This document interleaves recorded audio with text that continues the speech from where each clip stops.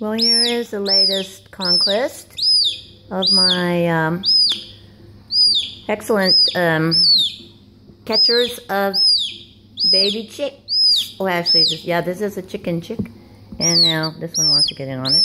But Seriki is my master catcher. No, hiding.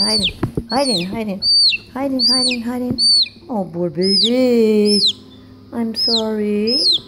You're gonna be okay. Yes. Come talk to Buddha. Say hi, Buddha. Give me strength.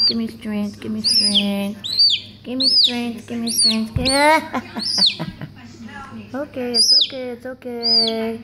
And here's the master hunter. Here, you worthless, good for nothing. My neighbors are gonna kill you. You know, if they know the cats are eating their chickens, they kill them. Dumb shit. Oh, you come to talk to Buddha. Oh, help the baby bird. Yes, I'm sorry. She didn't get your eyes, though. That's good. Okay, no. And what do you think you're doing? What? Did you manage to get some feathers off? No, it's not for you. This is a naughty. Naughty. Actually, the ones they've been getting are 3 times the size.